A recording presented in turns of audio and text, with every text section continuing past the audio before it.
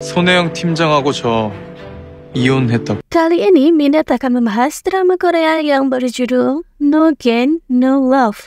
Tanpa berlama lagi, episode 9, mari kita review.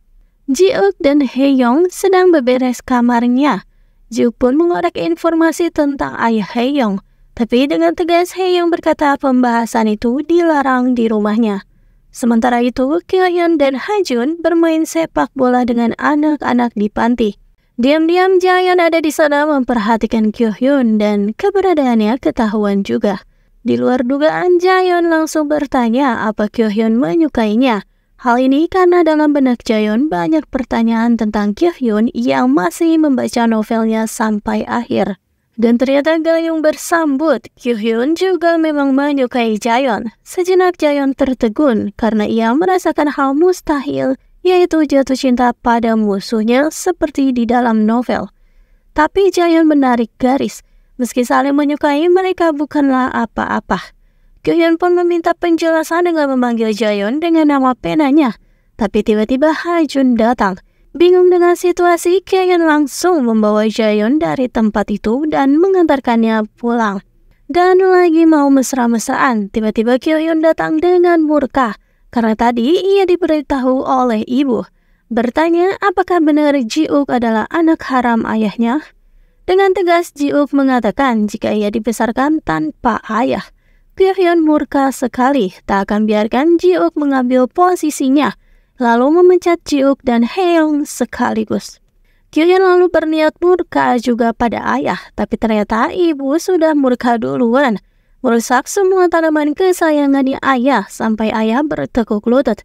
Ayah beralasan jika ia membawa anaknya yang lain hanya untuk Kyo-hyun agar lebih sukses karena mendapat pesaing cenah. Ayah pun lemas melihat tanamannya hancur.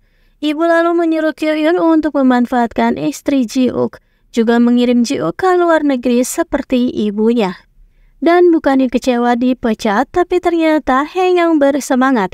Pokoknya Ji-uk harus mengambil alih Kulbi dari Park Kyo-hyun. Hae-young lalu mengaitkan ulang kejadian-kejadian lalu dengan Ji-uk. Sungguh tak disangka, ternyata pria brengsek itu adalah pimpinan Bok. Hae-young pun lalu menghibur Ji-uk. Karena pasti berat baginya diancam oleh seseorang yang tak dikenal. Dan untungnya masalah ini belum diketahui keluarga Ji-uk yang ada di Kanada. Nah kan, Hee-sung kena batunya. Akibat gaya pacaran yang berbeda dari yang lain, ia pun hamil dan entah siapa ayah dari bayinya. Lalu memberitahukan pada kekasihnya. Keduanya sama-sama bingung, tapi jelas Hee-sung akan menghilangkan janinnya. Dan Kyo-hyun menunjukkan taringnya. Esok hari pengumuman heboh di Kulbi. Hae-young dibebas tugaskan dan posisinya diambil alih An Woo-jae. Sedangkan Ji-uk diskors. Dan dengan berani di hadapan Kyo-hyun juga karyawan lain, Ji-uk mengumumkan jika ia dan Song Hae-young sudah bercerai. Tapi melihat dua cowok ganteng berhadapan begitu, beberapa karyawan malah berfantasi jika keduanya memiliki hubungan spesial. Kyo yang tak percaya ucapan Ji-uk. Yang ia inginkan hanyalah Ji-uk pergi ke luar negeri untuk selamanya. Kyo-hyun kini tampak menyeramkan.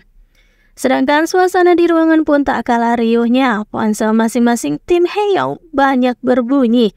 Sedangkan An Woo-jae juga kepo. Jika sudah bercerai, apa pernikahan palsu mereka pun berakhir? Mendengar hal itu, Hae-young begitu pintar gelesnya. An Woo-jae jadi bingung sendiri. Apakah sebenarnya pernikahan palsu itu ada? Dan Hae-young lagi-lagi memberi semangat pada Ji-uk. Meski perusahaan kini sudah mengacaukan keduanya, dengan semangat Hae-young meminta Ji-uk untuk tak khawatir.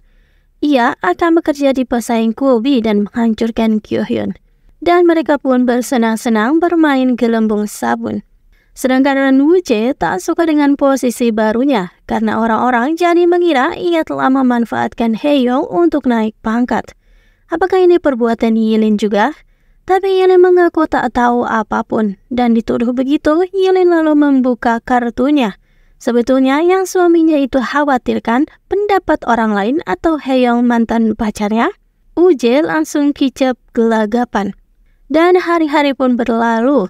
Tugas baru Hae-young kini mengharuskannya selalu perjalanan dinas untuk menutup cabang Kulbi yang tak berjalan lancar.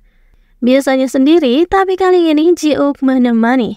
Selesai bekerja, keduanya pun menghabiskan waktu kencan seharian.